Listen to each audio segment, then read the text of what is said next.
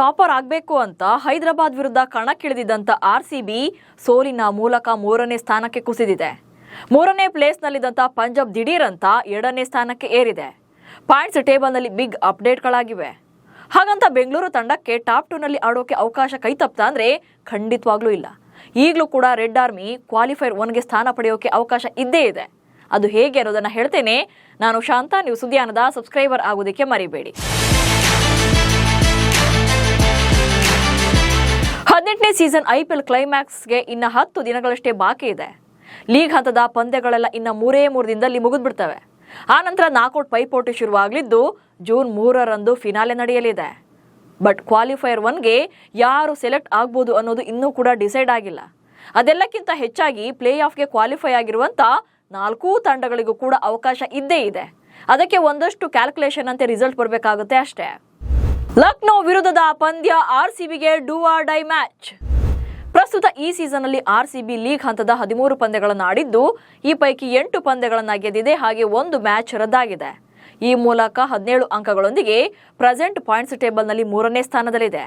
ಆರ್ಸಿಬಿಯ ಗುಂಪು ಹಂತದ ಕೊನೆಯ ಪಂದ್ಯ ಮೇ 27ರಂದು ಲಕ್ನೋ ಸೂಪರ್ ಜೈಂಟ್ಸ್ ವಿರುದ್ಧ ಏಕನಾಥ್ ಸ್ಟೇಡಿಯಂನಲ್ಲೇ ಪಂದ್ಯ ನಡೆಯಲಿದೆ. ಈ ಪಂದ್ಯದಲ್ಲಿ ಗೆಲುವು ಸಾಧಿಸಿದರೆ ಟಾಪ್ 2 ಸ್ಥಾನಕ್ಕಿರುವಂತ ಅವಕಾಶ ಇದೆ. ಆಗ ಆರ್ಸಿಬಿ 19 ಅಂಕಗಳನ್ನು ಪಡೆದಂತಾಗುತ್ತೆ. ಬಟ್ ಇದೊಂದು ಗೆಲುವು ಸಾಕ ಅಂದ್ರೆ ಚಾನ್ಸೇ ಇಲ್ಲ. ಹೈದರಾಬಾದ್ ವಿರುದ್ಧ ಗೆದ್ದು ಲಕ್ನೋವನ್ನು ಕೂಡ ಸೋಲಿಸಿದ್ರೆ ಆಗ ಸೀದಾ ಟೇಬಲ್ ಟಾಪರ್ ಆಗ್ತಾ ಇದ್ರು. ಬೇರೆ ಯಾವುದೇ ತಂಡ ಗೆದ್ರು ಸೋತ್ರು ಮ್ಯಾಟರ್ ಆಗ್ತಾ ಇರಲಿಲ್ಲ. ಬಟ್ ಈಗ ಹೈದರಾಬಾದ್ ವಿರುದ್ಧ ಸೋತಿರೋದ್ರಿಂದ ಬೇರೆಯವರು ಕೂಡ ಸೋಲಿ ಅಂತ ಕಾಯಬೇಕಾಗುತ್ತೆ. ಪ್ರಸ್ತುತ ಗುಜರಾತ್ ಟೈಟನ್ಸ್ ತಂಡ 18 ಅಂಕಗಳೊಂದಿಗೆ ಪಾಯಿಂಟ್ಸ್ ಪಟ್ಟಿಯಲ್ಲಿ ಲೀಗ್ ಹಂತದಲ್ಲಿ ಇನ್ನೊಂದು ಪಂದ್ಯ ಬಾಕಿ ಇದೆ. ಚೆನ್ನೈ ಸೂಪರ್ ಕಿಂಗ್ಸ್ ವಿರುದ್ಧ ಆಡಬೇಕಿದೆ. GT ಈ ಪಂದ್ಯವನ್ನ ಗೆದ್ರೆ 20 ಅಂಕಗಳೊಂದಿಗೆ ಟಾಪ್ 2 ಸ್ಥಾನವನ್ನ ಫಿಕ್ಸ್ ಮಾಡಿಕೊಳ್ತಾರೆ. ಒಂದ್ ವೇಳೆ GT ಏನಾದರೂ ಸೋತು ಆರ್ಸಿಬಿ LSG ವಿರುದ್ಧ ಗೆದ್ರೆ ಆರ್ಸಿಬಿ 19 ಅಂಕಗಳೊಂದಿಗೆ ಟಾಪ್ 2ಗೆ ಹತ್ತಿರವಾಗುತ್ತೆ. ಇತ್ತ ಪಂಜಾಬ್ ಕಿಂಗ್ಸ್ ತಂಡ ಕೂಡ 17 ಅಂಕಗಳೊಂದಿಗೆ 2ನೇ ಸ್ಥಾನದಲ್ಲಿದೆ. ಇವರಿಗೆ ಪ್ಲಸ್ ಪಾಯಿಂಟ್ ಅಂದ್ರೆ ಲೀಗ್ ಹಂತದಲ್ಲಿ ಇನ್ನೂ 2 ಪಂದ್ಯಗಳು ಇವರಿಗೆ ಬಾಕಿ ಇದೆ.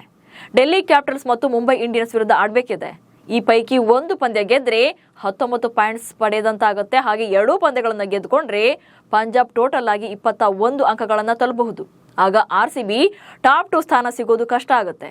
ಆದರೆ PBKS 2ಕ್ಕೆ 2 ಪಂದ್ಯಗಳನ್ನು ಸೋತ್ರೆ ಆರ್ಸಿಬಿ ಲಕ್ನೋ ವಿರುದ್ಧ ಗೆದ್ರೆ 19 ಅಂಕಗಳೊಂದಿಗೆ ಟಾಪ್ 2 ಸ್ಥಾನ ಫಿಕ್ಸ್ ಆಗಲಿದೆ. ಹಾಗೆ ನೋಡಿದ್ರೆ ಮುಂಬೈ ಇಂಡಿಯನ್ಸ್ಗೂ ಕೂಡ ಕ್ವಾಲಿಫೈರ್ 1ಗೆ ಆಡೋಕೆ ಅವಕಾಶ ಇದ್ದೇ ಇದೆ. ಅದೇಗಂದ್ರೆ GT, ಆರ್ಸಿಬಿ ಹಾಗೆ PBKS ಮುಂದಿನ ಎಲ್ಲಾ ಪಂದ್ಯಗಳನ್ನು ಸೋತು ಮುಂಬೈ ಇಂಡಿಯನ್ಸ್ ತಂಡ 1 ಪಂದ್ಯವನ್ನ ಗೆದ್ದುಕೊಂಡ್ರೆ 18 ಅಂಕಗಳೊಂದಿಗೆ ಟಾಪ್ 2 ಸ್ಥಾನಕ್ಕೇರಲಿದೆ. ಅದೆಲ್ಲಕ್ಕಿಂತ ಹೆಚ್ಚಾಗಿ ನೆಟ್ ರನ್ ರೇಟ್ ಕೂಡ ಮೋಸ್ಟ್ ಇಂಪಾರ್ಟೆಂಟ್ ಆಗುತ್ತೆ.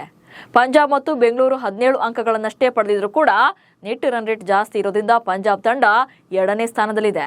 ಹೀಗಾಗಿ ಪಾಯಿಂಟ್ಸ್ ಸೇಮ್ ಇದ್ರೂ ಕೂಡ ನೆಟ್ ರನ್ ರೇಟ್ ಅನ್ನ ಜಾಸ್ತಿ ಮಾಡಿಕೊಳ್ಳುವಂತ ಅನಿವಾರ್ಯತೆ ಇದ್ದೇ ಇದೆ.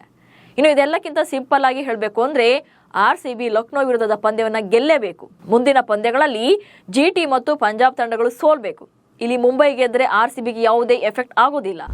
ಸದ್ಯ ಪ್ಲೇ ಆಫ್ ಪ್ರವೇಶ ಪಡೆದಿರುವಂತ ಆರ್ಸಿಬಿಗೆ ಟಾಪ್ 2ನಲ್ಲಿ ಉಳಿಯೋದು ಯಾಕೆ ಇಂಪಾರ್ಟೆಂಟ್ ಅಂದ್ರೆ ಅದಕ್ಕೆ ಕಾರಣ ಕೂಡ ಅಷ್ಟೇ ಪ್ರೀಶಿಯಸ್ ಆಗಿದೆ. ಟಾಪ್ 2 ಸ್ಥಾನ ಯಾವುದೇ ತಂಡಕ್ಕಾದ್ರೂ ಕೂಡ ಫೈನಲ್ ಪ್ರವೇಶ ಪಡೆಯೋಕೆ 2 ಅವಕಾಶಗಳನ್ನ ಕೊಡುತ್ತೆ. ಮೊದಲನೇದಾಗಿ ಕ್ವಾಲಿಫೈರ್ 1ನಲ್ಲಿ ಗೆದ್ರು ಅಂದ್ರೆ ಸೀದಾ ಫಿನಾಲೆ ಟಿಕೆಟ್ ಅನ್ನು ತಗೊಳ್ತಾರೆ. ಸೋತವರಿಗೆ ಮತ್ತೊಂದು ಪಂದ್ಯವನ್ನು ಆಡೋಕೆ ಅವಕಾಶ ಕೂಡ ಇರುತ್ತೆ. ಬಟ್ 3 ಮತ್ತು 4ನೇ ಸ್ಥಾನದಲ್ಲಿದ್ದು ಎಲಿಮಿನೇಟರ್ ಪಂದ್ಯದಲ್ಲಿ ಕಣಕ್ಕಿಳಿಬೇಕು ಅಂದ್ರೆ ಚಾಲೆಂಜಸ್ ಎದುರಾಗುತ್ತೆ. ಯಾಕಂದ್ರೆ ಎಲಿಮಿನೇಟ್ ಮ್ಯಾಚ್ ಅಲ್ಲಿ ಸೋತವರು ಸೀದಾ ಮನೆಗೆ ಹೋಗ್ಬೇಕು. ಅವ್ರಿಗೆ ಮತ್ತೆ ಪಂದ್ಯ ಆಡೋಕೆ ಯಾವುದೇ ಚಾನ್ಸಸ್ ಇರಲ್ಲ. ಹಾಗಂತ ಗೆದ್ದವ್ರಿಗೂ ಕೂಡ ಏನು ಫಿನಾಲೆ ಟಿಕೆಟ್ ಸಿಗಲ್ಲ. ಕ್ವಾಲಿಫೈರ್ 1ನಲ್ಲಿ ಸೋತಿರೋರ ವಿರುದ್ಧ ಮತ್ತೆ ಕಣಕ್ಕಿಳಿಯಬೇಕು. ಅಲ್ಲೂ ಕೂಡ ಅವರನ್ನು ಸೋಲಿಸಿ ಗೆದ್ರೆ ಮಾತ್ರವೇ ಫಿನಾಲೆ ಟಿಕೆಟ್. ಸೊ ಹೆಚ್ಚುವರಿ 2 ಮ್ಯಾಚ್ಗಳನ್ನು ಆಡಬೇಕಾಗುತ್ತೆ. ಇದೇ ಕಾರಣಕ್ಕೆ ಕ್ವಾಲಿಫೈರ್ 1ಗೆ ಅಷ್ಟೊಂದು ಇಂಪಾರ್ಟೆನ್ಸ್ ಇರೋದು. ಒಟ್ಟಿನಲ್ಲಿ ಫೈನಲ್ ಸ್ಟೇಜ್ನಲ್ಲಿರುವಂಥ ಆರ್ಸಿಬಿಗೆ ಮುಂದಿನ ಎಲ್ಲಾ ಪಂದ್ಯಗಳು ಮುಖ್ಯ ಆಗ್ತವೆ. ಬಟ್ ಹೈದರಾಬಾದ್ ವಿರುದ್ಧದ ತಪ್ಪುಗಳು ರಿಪೀಟ್ ಆಗದಂತೆ ನೋಡಿಕೊಳ್ಬೇಕು ಅಷ್ಟೇ. ಹಾಗೆ ಪ್ಲೇ ಆಫ್ನಲ್ಲಿ ಯಾವುದೇ ಸ್ಥಾನ ಇದ್ರೂ ಕೂಡ ಟ್ರೋಫಿ ಗೆಲ್ಲೋದಷ್ಟೇ ಟಾರ್ಗೆಟ್ ಆಗಿರಬೇಕು. ನಮಸ್ಕಾರ.